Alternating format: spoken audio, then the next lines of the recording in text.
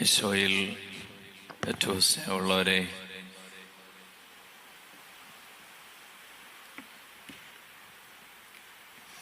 കർത്താവ് സുവിശേഷത്തിലൂടെ ഇന്ന് നമ്മെ ഓർമ്മപ്പെടുത്തുന്ന ഒരു വലിയ സത്യം, രക്ഷ പ്രാപിക്കുന്നവർ ചുരുക്കമാണോ എന്ന ഒരു ചോദ്യത്തിൻ്റെ മറുപടിയാണ് ഈശോ തരുന്നത്.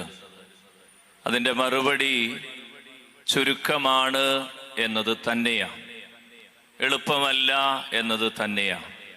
രക്ഷയിലേക്കുള്ള വഴി അത് നാം ചിന്തിക്കുന്നത് പോലെ അത്ര എളുപ്പമല്ല. മത്തായിയുടെ സുവിശേഷം 11-ാം അധ്യായം 12-ാം വചനത്തില് ഈശോ തന്നെ ഇപ്രകാരം ഒരു അറിയിപ്പ് തരുന്നുണ്ട്. സ്നാപക യോഹന്നാന്റെ കാലം മുതൽ ദൈവരാജ്യം ബലപ്രയോഗത്തിന് വിധേയമാണ്, ബലവാന്മാർ അത് കണ്ടെത്തും. ഹല്ലേലൂയ. സ്നാപക യോഹന്നാന്റെ കാലം മുതൽ സ്വർഗരാജ്യം ബലപ്രയോഗത്തിന് വിധേയമാണ്, ബലവാന്മാർ അത് കണ്ടെത്തും. പ്രിയമുള്ളവരെ, കർത്താവ് അറിയിക്കുന്നത് ഈ ജീവിതത്തിലൂടെ സ്വർഗത്തിലേക്കുള്ള യാത്ര അത് നല്ല ഒരുക്കവും ശ്രദ്ധയും ആവശ്യമുണ്ട് എന്നുള്ളത് തന്നെയാണ്. അതുകൊണ്ട് തമ്പുരാനോട് ചേർന്ന് നിൽക്കാൻ ആഗ്രഹിക്കാൻ, അല്ലെങ്കിൽ അങ്ങനെ ആഗ്രഹം ലഭിച്ചിട്ടുള്ളവര് അത് ദൈവത്തിന്റെ വലിയൊരു കൃപയായി കണ്ട് എളിമപ്പെട്ടുകൊള്ളുക. യോഹന്നാൻ 6:44 തമ്പുരാൻ എഴുതി വച്ചിട്ടുണ്ട്, എൻ്റെ പിതാവിനാൽ ആകർഷിക്കപ്പെടാതെ ആരും എൻ്റെ അടുക്കലെത്തില്ല. പിതാവിനാൽ ആകർഷിക്കപ്പെട്ടിട്ട ആരെങ്കിലും അവൻ്റെ സന്നിധിയിൽ എത്തുന്നുണ്ടെങ്കിൽ, അതുകൊണ്ട് നമ്മുടെ പരിശ്രമമോ നമ്മുടെ ആഗ്രഹമോ ഒന്നുമല്ല, കർത്താവിൻ്റെ കരുണയാ ഈ കൊണ്ടു നടക്കുന്നതെല്ലാം. തിരിച്ചറിവോടെ നമുക്ക് സൂക്ഷിക്കാം. നമ്മെപ്പോലെയും നമ്മുടെ കുടുംബത്തെ പോലെയും ചുറ്റുപാടുകളില് ദൈവവിചാരം കിട്ടാത്ത ഒരുപാട് പേരുണ്ട്, തിരിച്ചറിവ് ലഭിക്കാത്ത എത്രയോ പേര്. ഈ കാലഘട്ടത്തിലെ ഏറ്റവും വലിയ ദുരന്തമെന്ന് പറയുന്നത് ദൈവവിചാരം വിട്ടുപോയിക്കൊണ്ടിരിക്കുന്നു. കുഞ്ഞുങ്ങളുടെ മനസ്സിൽ നിന്ന്, മുതിർന്നവരുടെ ചിന്തയിൽ നിന്ന്, കാഴ്ചപ്പാടുകളിൽ നിന്നെല്ലാം വിട്ടുകൊണ്ടിരിക്കുക. ഒന്നും അത് എത്തിച്ചു തരുന്ന വലിയ അസ്വസ്ഥതകളിലേക്കൊന്നും ചിന്ത പോകുന്നില്ല. സങ്കീർത്തനം 50:22 മുന്നറിയിപ്പ് കിടപ്പുണ്ട്, ദൈവത്തെ മറക്കുന്നവരെ ഓർമ്മയിലിരിക്കട്ടെ, നിങ്ങളെ രക്ഷിക്കാൻ ആരും ഉണ്ടാവില്ല. മുന്നറിയിപ്പുകളുണ്ട്. നെഹെമ്യായുടെ പുസ്തകം 9:30 ഒരു മുന്നറിയിപ്പുണ്ട്. പല പ്രാവശ്യം അവിടുന്ന് അവരോട് ക്ഷമിച്ചു, പല പ്രാവശ്യം അവിടുത്തെ പ്രവാചകന്മാരുടെ വചനങ്ങളിലൂടെ, അല്ലെങ്കിൽ പ്രവാചകന്മാരിലൂടെ അവിടുത്തെ വചനങ്ങൾ അവർക്ക് താക്കീത് നൽകി. എന്നിട്ടും അവർ ഗൗനിച്ചില്ല. അതുകൊണ്ട് അവിടുന്ന് അവരെ ജനതകൾക്ക് വിട്ടുകൊടുത്തു, ഈ ലോകത്തിന് വിട്ടുകൊടുത്തു, ഈ ലോകത്തിന്റെ ദേവന് വിട്ടുകൊടുത്തു. റോമാക്കാർക്ക് എഴുതിയ ലേഖനം 1:28 ദൈവത്തെ അംഗീകരിക്കുന്നത് ഒരു പോരായ്മയായി കരുതിയ നിമിത്തം അധമവികാരങ്ങൾക്കും അനുചിത പ്രവർത്തികൾക്കും ദൈവം അവരെ വിട്ടുകൊടുത്തു. പലരും അനുചിത പ്രവർത്തികളിലേക്ക് നീങ്ങുകയാ. കേട്ടിട്ടില്ലാത്ത, അറിഞ്ഞിട്ടില്ലാത്ത, അല്ലെങ്കിൽ പ്രകൃതി വിരുദ്ധമായ ജീവിത ശൈലികളിലേക്കൊക്കെ ചുറ്റുപാടുകൾ നീങ്ങുമ്പോൾ തിരിച്ചറിഞ്ഞുകൊള്ളുക. അനുചിത പ്രവർത്തികളിൽ അധമവികാരങ്ങളുടെ ഈ ശൈലികൾ പെരുകുമ്പോൾ തിരിച്ചറിഞ്ഞുകൊള്ളുക. ദൈവത്തെ അറിയുന്നത്, ഏറ്റുപറയുന്നത് ഒരു പോരായ്മയാ എവിടെയെല്ലാം മനുഷ്യൻ ചിന്തിക്കുകയും ജീവിതശൈലി സൂക്ഷിക്കുകയും ചെയ്യുന്നു, അവിടെയെല്ലാം ഈ തിന്മ പെരുകിക്കൊണ്ടിരിക്കും. ഹല്ലേലൂയ. കുടുംബങ്ങളിലേക്ക്, പ്രിയമുള്ളവരെ, നമ്മുടെയൊക്കെ ജീവിതങ്ങളിലേക്ക് വലിയ നിധി പോലെ ഏറ്റവും വലിയ ലക്ഷ്യമായി സൂക്ഷിക്കേണ്ടത് ദൈവവിചാരം തന്നെയാ. വിട്ടുള്ള യാത്രകളെല്ലാം ദുരന്തങ്ങളാ. ദൈവത്തെ മറന്നുള്ള ജീവിതശൈലികളെല്ലാം ദുരന്തമാ.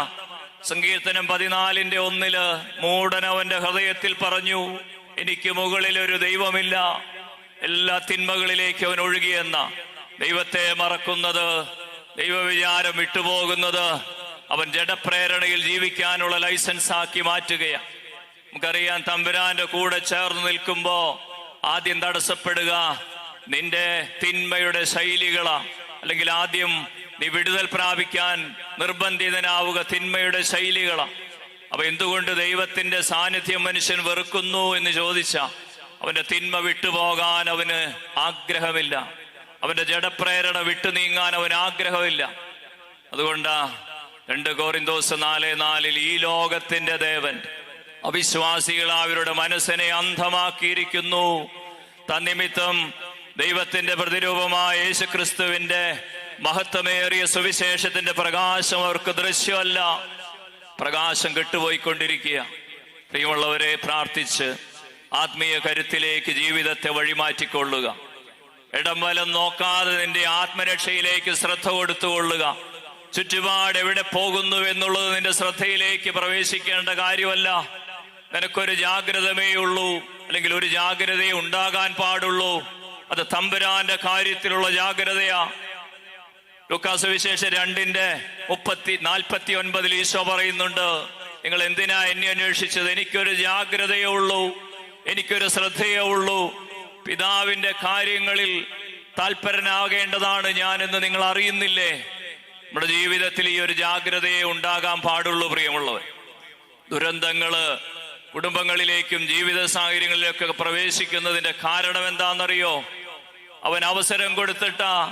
എഫേസ്യസ് 4:27 എഴുതി വെച്ചിട്ടുണ്ട്, അവൻ അവസരം കൊടുക്കരുത്, സാത്താന് നിങ്ങൾ അവസരം കൊടുക്കരുത്. കുടുംബത്തിൽ അവൻ പ്രവേശിക്കുന്നതിന്റെ കാരണം അവൻ അവസരം ലഭിച്ചിട്ടാ.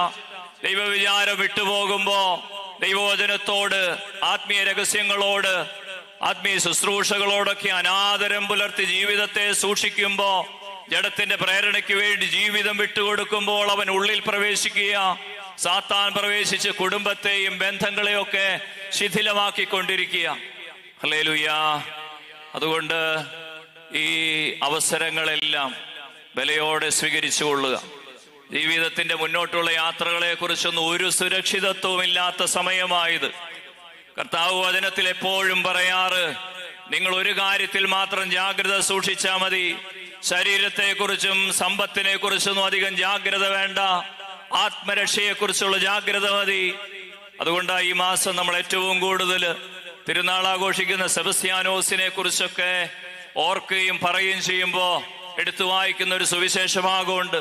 മത്തായിയുടെ സുവിശേഷം 10:26 മുതലുള്ള വചനമാണ്.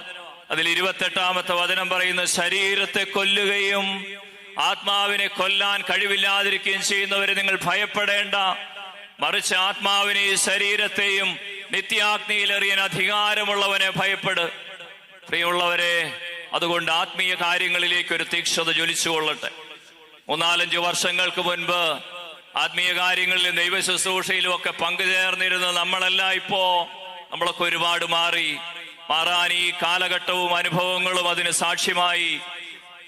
കൊറോണ കാലവും അതുപോലെ മറ്റ് ദുരന്ത കാലങ്ങളൊക്കെ തരുന്ന അറിയിപ്പ് ഒന്ന് മാത്രമാ, ശരീരത്തെ കുറിച്ച് ഒരുപാട് വ്യഗ്രത വേണ്ട എന്ന. ഈ അടുത്ത് നടന്ന ചൂരമലയിലെ വലിയ ദുരന്തം നമുക്ക് ആഘാതമായി നാം എല്ലാം ആ ദുഃഖം സ്വീകരിച്ചത്. ചൂരമലയിൽ ഒരു കൊച്ചു കത്തോലിക്ക ദേവാലയമുണ്ട്, സെന്റ് അൽഫോൻസ ദേവാലയം. സെന്റ് അൽഫോൻസ ദേവാലയത്തിൽ 80 ഇടവക്കാരേ ഉള്ളൂ. ഈ ദുരന്തം നടന്നത് ഞായറാഴ്ച രാത്രിയാ. ആ പകൽ ദിവസം, അല്ലെങ്കിൽ ആ ഞായറാഴ്ച പകല്, ആ 80 ഇടവക്കാരുള്ള കൊച്ച് ദേവാലയത്തിൽ വിശുദ്ധ കുർബാന നടന്നിരുന്നു. ഞായറാഴ്ചത്തെ കുർബാന കഴിഞ്ഞ് ഒരു ഭാര്യയും ഭർത്താവും കൂടി ഒരുമിച്ച് പള്ളിയുടെ ഏറ്റവും അടുത്തുള്ള അവരുടെ കല്ലറയില് അല്ലെങ്കിൽ സിമിത്തേരിയിലൂടെ കടന്നു പോവുക. അങ്ങനെ സിമിത്തേരിയിലെ മാലിന്യങ്ങളൊക്കെ നീക്കി വൃത്തിയാക്കിക്കൊണ്ടിരിക്കുന്നത് വികാരിയച്ഛൻ കണ്ടു. അച്ഛൻ അങ്ങോട്ട് സൂക്ഷിച്ചു നോക്കി. ഈ ചേട്ടൻ ദേവാലയ ശുശ്രൂഷകളോടൊക്കെ ചേർന്ന് നിൽക്കുന്നതാ. അപ്പൊ ചേട്ടനോട് അച്ഛൻ ചോദിച്ചൊരു ചോദ്യമുണ്ട്, ചേട്ടാ എന്താ പതിവില്ലാതെ ഞായറാഴ്ച കുർബാനയൊക്കെ കഴിഞ്ഞ് കല്ലറ വൃത്തിയാക്കുന്നുണ്ടല്ലോ? ചേട്ടനും ചേച്ചിയും കൂടി വൃത്തിയാക്കിയത് അവരുടെ കുടുംബക്കല്ലറയാ. കുടുംബക്കല്ലറ വൃത്തിയാക്കുമ്പോ അച്ഛൻ ചോദിച്ചു, എന്താ പതിവില്ലാതെ കല്ലറ വൃത്തിയാക്കുന്നത്? പരിശുദ്ധാത്മ പ്രേരണ പോലെ ആ മനുഷ്യൻ പറഞ്ഞത് ഇങ്ങനെയാ, അച്ഛാ ശരിക്കും നമ്മുടെയൊക്കെ സ്ഥലം ഇതല്ലേ അച്ഛാ? ജീവിക്കുന്നതിനെ കുറിച്ചും ജീവിതത്തെ കുറിച്ചും ഒക്കെ വല്ല ഉറപ്പുണ്ടോ? സമ്പത്ത് സൗകര്യങ്ങളോ ഒന്നും നമ്മുടെ കൈപ്പിടിയിൽ ഉണ്ടാവില്ലല്ലോ. നമുക്ക് ഉറപ്പായി വിശ്വസിക്കാവുന്ന ഒരേ ഒരു സ്ഥലം ഇതല്ലേ അച്ഛാ ഉള്ളത്, ബാക്കിയൊക്കെ എപ്പോ വേണേലും കയ്യിൽ നിന്ന് പോവില്ലേ?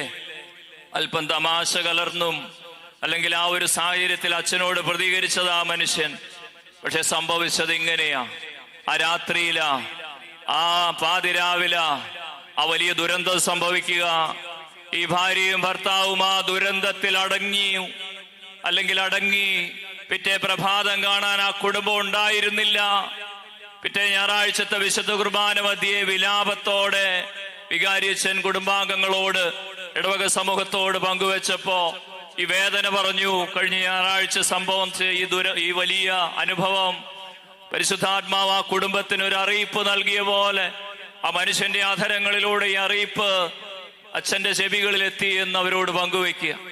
പ്രിയമുള്ളവരെ, ജീവിതത്തിൽ യഥാർത്ഥത്തിൽ ലോകവും ചുറ്റുപാടും ഒക്കെ തരുന്ന അറിയിപ്പ് ഇതൊക്കെ തന്നെയാ. നമുക്കും ശ്രദ്ധ കൊടുക്കേണ്ട യഥാർത്ഥ മേഖല അത് താൽക്കാലിക മേഖലകളിലേക്കല്ല, ജീവിതത്തിന്റെ ഭൗതിക മേഖലകളിലേക്കല്ല ശരിക്കും ശ്രദ്ധ കൊടുക്കേണ്ടത്.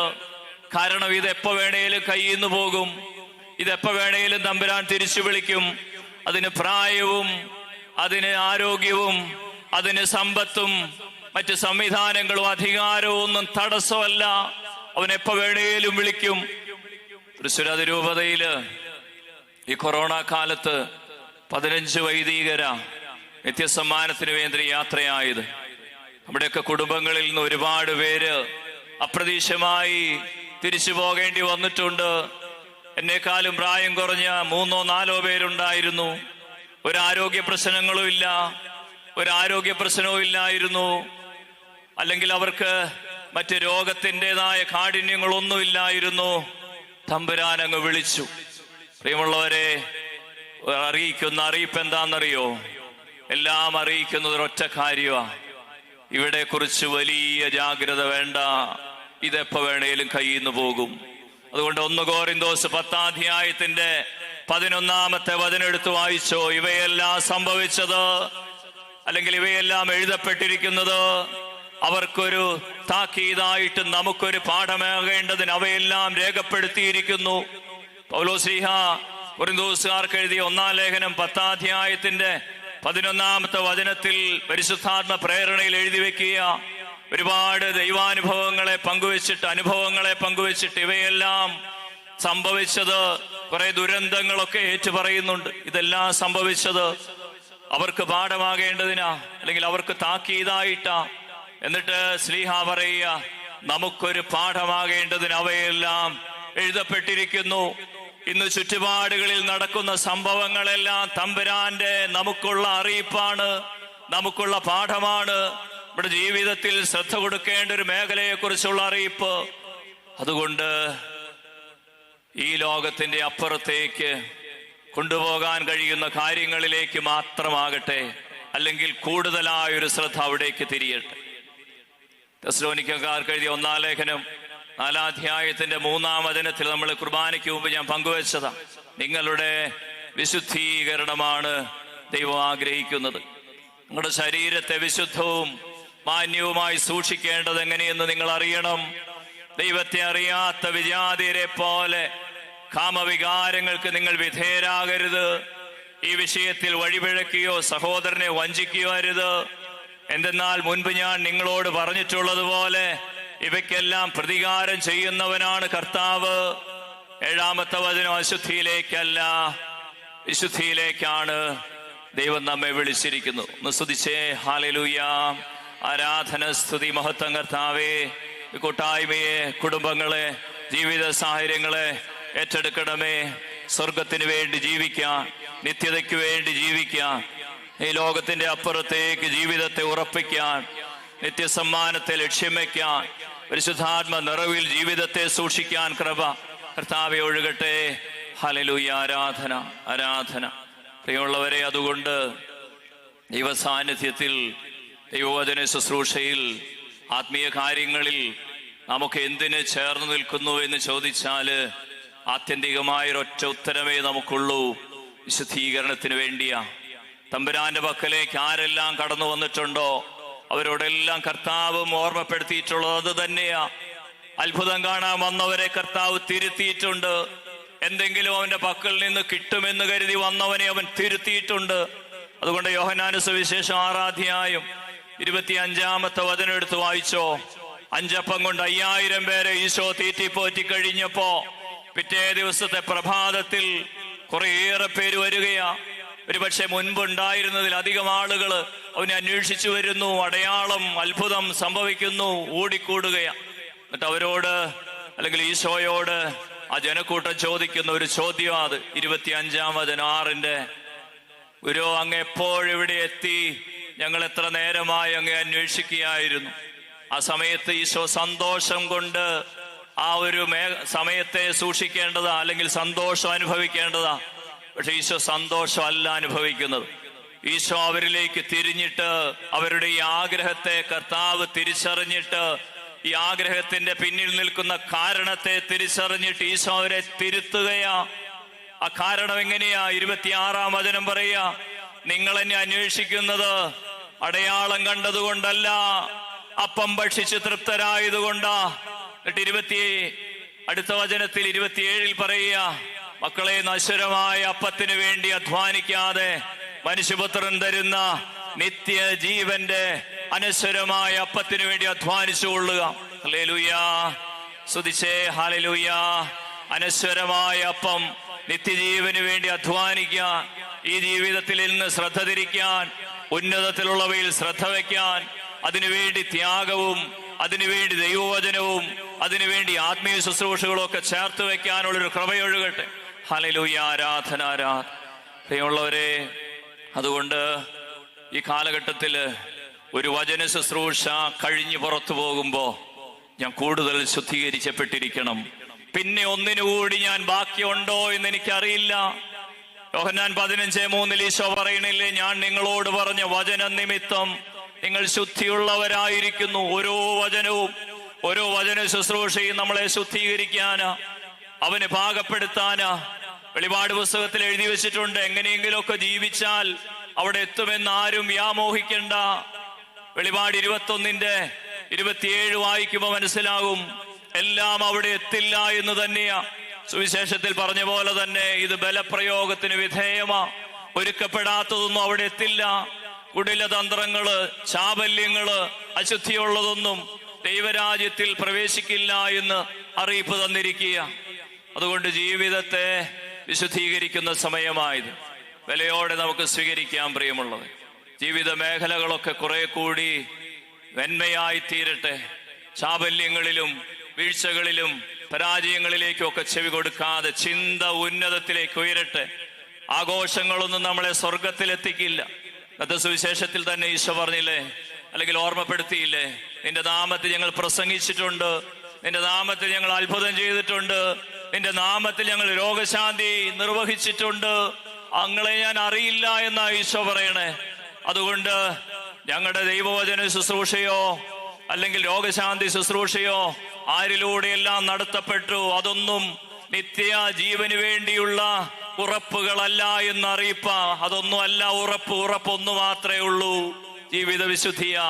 അതുകൊണ്ട് എബ്രായ ലേഖനം 12:14 എല്ലാവരോടും സമാധാനത്തോടെ വർത്തിച്ച് നിങ്ങൾ വിശുദ്ധിക്ക് വേണ്ടി അധ്വാനിക്കുക. വിശുദ്ധി കൂടാതെ ആർക്കും ദൈവത്തെ ദർശിക്കാനാവില്ല. അതുകൊണ്ട് മത്തായി 5:8 ഈശോ എഴുതി വെച്ച മലയിലെ പ്രസംഗത്തിൽ പറയുന്നില്ലേ: ഹൃദയവിശുദ്ധിയുള്ളവർ ഭാഗ്യവാന്മാർ, എന്തെന്നാൽ അവർ ദൈവത്തെ കാണും. 1 പത്രോസ് 1:15 തമ്പുരാവചനത്തിൽ എഴുതി വയ്ക്കുന്നു: വിളിച്ചവൻ പരിശുദ്ധനായിരിക്കുന്ന പോലെ എല്ലാ കാര്യങ്ങളിലും നിങ്ങൾ വിശുദ്ധരായിരിക്കും. ഞാൻ ഈ തെക്കേത്തുറവ് എന്ന് പറയുന്ന പുതുക്കാട് ഒരു ദേവാലയമുണ്ട്, അവിടുത്തെ വികാരിച്ചനായിരുന്നു കഴിഞ്ഞ വർഷം വരെ. ഇപ്പോഴാണ് തൃശ്ശൂർ ഈ അതിരൂപതയുടെ ആത്മീയ ശുശ്രൂഷയുടെ നേതൃത്വത്തിലേക്ക് അഭിമന്യ പിതാവിനെ വിളിക്കുന്നത്. അവിടെയുള്ള സമയത്ത് എന്നെ ഒരു സുഹൃത്ത് ഫോണിൽ വിളിച്ചു. അത് ഒരു കാര്യം പറയാൻ വേണ്ടിയിട്ടാ. അദ്ദേഹത്തിൻ്റെ പേര് ഒരു ജോസ് എന്ന ജോസ് സാറ് തൊടുപുഴക്കാരനാ. ഒരു വൈകുന്നേരം അദ്ദേഹം എന്നെ പതിവില്ലാതെ വിളിച്ചു. എന്ന് വെച്ചാൽ ഞാൻ അദ്ദേഹത്തിൻ്റെ കൂടെ ജോലി ചെയ്തിട്ടുണ്ട്. ഞാനൊരു മാധ്യമ പ്രവർത്തകനാണ്. ജീവൻ ടിവിയുടെ കാലത്ത് ഞാൻ 12 വർഷത്തോടെ സേവനം ചെയ്തിട്ടുണ്ട് അതിൻ്റെ മാധ്യമ മേഖലയിൽ. അന്ന് ഈ ജോസാറ് അതിൻ്റെ ജനറൽ മാനേജരാ. അപ്പോൾ അതിനുശേഷം 2012 ഞാൻ അവിടുന്ന് പോന്നു. പക്ഷെ ഇദ്ദേഹം വല്ലപ്പോഴൊക്കെ വിളിക്കും. പിന്നെ ഒരുപാട് വർഷങ്ങൾക്ക് ശേഷം എന്നെ ഒരു ദിവസം വൈകുന്നേരം വിളിച്ചിട്ട് എന്നോട് പറഞ്ഞു, അച്ഛാ, തൊടുപുഴയിൽ നിന്ന് ജോസാ. ഞാൻ അച്ഛനെ വിളിച്ചത് ഒരു പ്രത്യേക കാര്യം പറയാനാ. അച്ഛാ, ഞാൻ ഈ കഴിഞ്ഞ ആഴ്ചയിൽ പ്രായമായൊരു വൈദികനെ സന്ദർശിച്ചു. എനിക്ക് പരിചയമുള്ള മനുഷ്യനെ സന്ദർശിച്ച് അല്പസമയം സംസാരിക്കാൻ പോയി. സംസാരിച്ചു കൊണ്ടിരുന്നപ്പോൾ ആ അച്ഛൻ എന്നോടൊരു ചോദ്യം ചോദിച്ചു. എന്നോട് ചോദിച്ച ചോദ്യം ഇതാ: അച്ഛൻ, ജോസേ, ഇപ്പോ സമ്പാദ്യമായിട്ട് എന്തുണ്ട് കയ്യില്? അപ്പൊ ജോസാറ് പറഞ്ഞു, അച്ഛാ, ഞാൻ തൊടുപുഴക്കാരനാ. അത്യാവശ്യം ലാൻഡ് അല്ലെങ്കിൽ ഭൂസ്വത്ത് ഞങ്ങൾക്ക് പരമ്പരാഗതമായിട്ടുണ്ട്. പിന്നെ ഞാനൊരു യൂണിയൻ ബാങ്ക് റിട്ടയർഡാ. അപ്പൊ അതുകൊണ്ട് എനിക്ക് പെൻഷനുണ്ട്. ഒരു മോനേ ഉള്ളൂ, അവന് നല്ല ജോലിയുണ്ട്, വിവാഹിതനാണ്, കുഞ്ഞുണ്ട്. പിന്നെ ഞാനും ഭാര്യയുമാണ് വീട്ടില്. അച്ഛൻ അറിയാലോ, സാമ്പത്തികമായ ഭദ്രതയുണ്ട് അച്ഛ. അപ്പൊ അച്ഛൻ അതുകൊണ്ട് തൃപ്തിപ്പെട്ടില്ല. ജോസാറിനോട് വീണ്ടും ചോദിച്ചു, ജോസേ, ഞാൻ ചോദിച്ചത് നിന്റെ ഭൂസ്വത്തിനെ കുറിച്ചല്ല, നിന്റെ സമ്പാദ്യമായി നിനക്ക് പറയാൻ എന്തുണ്ട് നിന്റെ കയ്യില്? അപ്പൊ ജോസാർ വിചാരിച്ചു അച്ഛൻ ചിന്തിക്കുന്നത് അല്ലെങ്കിൽ ചോദിക്കുന്നത് ബാങ്കിലുള്ള നമ്മുടെ ക്യാഷിനെ കുറിച്ച്, ലിക്വിഡ് മണി എന്തുണ്ടെന്ന്. അതുകൊണ്ട് ജോസാർ എന്നാലും കുറപ്പം അല്പാസ്വസ്ഥതയോടെ, എന്നാലും എന്തുകൊണ്ടാണ് അച്ഛൻ ഇത്രയും ഇങ്ങനെയുള്ള കാര്യങ്ങളൊക്കെ ചോദിച്ചു? അല്പാസ്വസ്ഥതയോടെയും അതൃപ്തിയോടെയും ഏകദേശമൊക്കെ ഒരു ധാരണ വെച്ചിട്ട്, അച്ഛൻ അതിപ്പോ എല്ലാം കൂടി ഏകദേശം എന്ന് പറഞ്ഞപ്പോ അച്ഛൻ വീണ്ടും തടഞ്ഞു. ജോസിന് വയസ്സ് എത്രയായി?